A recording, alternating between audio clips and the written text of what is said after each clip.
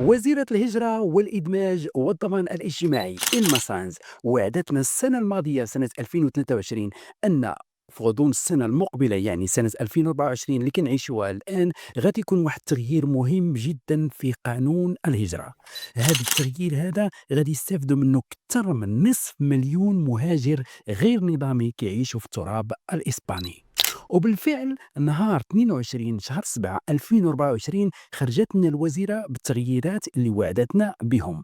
هاد التغييرات هذه مهمة ومهمة جدا. هذا المشروع فيه أكثر من 292 صفحة وأكثر من 264 مقالة، وهو مهم جدا وكيتطرق لمجموعة من النقط، منها مثلا كيفاش تحصل على الفيزا في بلدك الأصل وتجي تخدم هنايا في اسبانيا وتحول هذيك الفيزا إلى إقامة وعمل، وكذلك كيفاش تسوي الوضعيه ديالك يعني تحصل على اوراق الاقامه والعمل الا كنتي عايش هنايا في اسبانيا بطريقه سهله وسريعه. فقط خص شويه ديال الصبر والانضباط والاندماج في المجتمع الاسباني. قبل ما نبداو في الموضوع مشاهدينا الكرام، اللايكات ديالكم مهمين بزاف، تابوناو معنا في القناه. انا عزيز ادريسي وهذه قناه استشارات عزيز. Procedo a contarles un poco más sobre la importante herramienta absolutamente imprescindible para abordar estos retos, como lo es el Reglamento de Extranjería. Como decía, el texto anterior tenía 13 años y si no se quedó obsoleto en todo este tiempo es precisamente porque ha experimentado diversas modificaciones, todas ellas llevadas a cabo por el gobierno presidido por el presidente Sánchez, 2018, 21 y 22. La del año 2021, por ejemplo, se centró en menores no acompañados y permitió que hoy el 60% de los menores y jóvenes extutelados hasta los 23 años estén dados de alta en la Seguridad Social. Con esta reforma se reducen plazos y trámites, se simplifican procedimientos, se eliminan duplicidades y se dan mayores garantías y rigor jurídico. España es el único país de la Unión Europea que dispone de una figura específica para regularizar personas día a día, lo que les permite obtener un permiso de residencia y de trabajo. En el nuevo reglamento contamos con 5 modalidades de arraigo: social, socioformativo, sociolaboral, familiar y el arraigo de segunda oportunidad. La novedad es que se homogeneizan y se reduce el tiempo de permanencia en España de 3 a 2 años. Se flexibilizan los requisitos a cumplir y se habilita a trabajar no solo por cuenta ajena, sino también por cuenta propia desde el primer momento.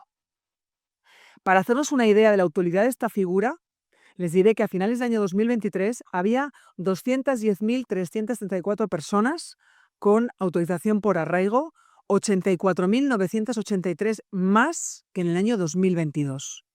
Hemos estimado que con esta reforma puedan regularizarse de media la situación 300.000 personas al año durante los próximos 3 años. كما قالت الوزيرة وكما سمعنا في الفيديو، تمت المصادقة وبالإجماع على التغييرات الجديدة في قانون الهجرة. هاد التغييرات هذه مهمة جدا وغادي تفتح الطريق لمجموعة من المهاجرين باش يسويو الوضعية ديالهم وباش يدبروا على راسهم ويديروا وريقاتهم ويبداو خدامين بطريقة قانونية. الناس اللي عايشين هنا مثلا وما عندهمش الوراق وباغيين يصيبوهم، كاينين 5 ديال الطرق مهمين جدا باش تحصلوا على الإقامة والعمل وتدبروا على راسكم وتوليو خدامين بطريقة قانونية. هاد 5 طرق اللي هما الرايغوس، وهما أولا الرايغو سوسيو فورماتيفو، ثانيا arraigo sociolaboral، ثالثا arraigo de segunda oportunidad، رابعا arraigo social، خامسا arraigo familiar. هاد 5 الانواع ديال الرايغوس عندهم قاسم مشترك بيناتهم، وهو اثبات الوجود ديالك هنايا في اسبانيا لمده 2 قبل كانت 3 سنوات، دابا هبطوها ل2، بمعنى انك من نهار دخلتي لاسبانيا، نهار كتحط رجليك في اسبانيا، دير واحد البروبا او دير شهاده السكنه وتبقى هنايا لمده 2، ماشي تخرج وتدخل. ما عدا للرايغو فاميليار اللي ما عندوش واحد المده محدده. دابا غادي ندوزو وغادي نشرحوا كل رايغو على حده باش الا بغيتي تسوي الوضعيه ديالك تعرف اش من رايغو بغيتي دير باش تحصل على الاقامه والامان. بداو بلا رايغو سوسيو فورماتيفو واللي كان الاسم ديالو قبل هو لا رايغو بارا لا فورماسيون، واللي كان خاصك تقرا ملي تسالي تحصل على الدبلومه دي بروفيسيوناليداد وتقلب على كونتراتو عادي يمكن لك دير الموديفيكاسيون وتحصل على الوراق ديال عامين ديال الاقامه والعمل. لكن ملي شعلات البوله الحمراء الما ساينس كيفاش هاد الناس هادو غادي يمشيو يديروا واحد الفورماسيون هما ما عندهمش الوراق باش غادي يعيشوا؟ هي تخرج لنا بلا رايغو سوسيو فورماتيفو اللي يمكن لك تقرا وتخدم حتى ل 30 ساعه. الرايغو سوسيو لابورال واللي كان الاسم ديالو قبل الرايغو لابورال خاصك تثبت الوجود ديالك هنا في اسبانيا لمده سنتين. باش تدفع خاصك كونتراتو ديال 20 ساعه فقط. الا ما لقيتيش اللي يعطيك كونترا ديال 20 ساعه عندك الحق تجيب جوج الكونترات 10 سوايع او 15 ساعه 5 سوايع ويمكن لك تدفع للرايغو سوسيو لابورال. بالنسبه للناس اللي خدامين في الفلاحه اللي عندهم الريخيمين اغراريو تينين ديريتشو استا 3 كونتراتوس دي تراباخو، يعني الناس اللي خدامين في الفلاحه عندهم الحق يجيبوا حتى 3 الكونترات باش يجمعوا هذيك 20 ساعه في السيمانه ويدفعوا للرايغو سوسيو لابورال. الرايغو سوسيال ديال دابا ماشي هو ديال شحال هادي اللي كان خصك تثبت الوجود ديالك هنا في اسبانيا لمده 3 سنوات وتجيب عقد عمل انديفينيدو عادي يمكن لك تدفع وتحصل على الوراق ديال عام. لا هادشي ما بقاش، فقط ميديوس ايكونوميكوس تكون عندك الإعاقة تدفع للرايغو سوسيال وتحصل على الوريقات ديالك، او يكون عندك ارتباط عائلي يعني يكون عندك عائله ديالك هنا في اسبانيا هما اللي غادي يصرفوا عليك كذلك تدفع وتحصل على الوريقات ديالك. الا ما كانش عندك ارتباط عائلي ضروري من لينفورمي دي انتغراسيون سوسيال. الرايغو دي سيغوندا اوبورتونيداد يعني الرايغو ديال الفرصه الثانيه. شكون اللي غادي يستافد من هذا الرايغو دي سيغوندا اوبورتونيداد؟ الناس اللي كانوا عندهم الوراق قبل وضاعوا لهم لسبب من الاسباب، كانوا عندهم الوراق ومشاو لهم ما قدروش يجدوا وقع عليهم مشكل الى غير ذلك. هاد الناس هادو هما اللي غادي يستافدوا من الرايغو دي سيغوندا اوبورتونيداد.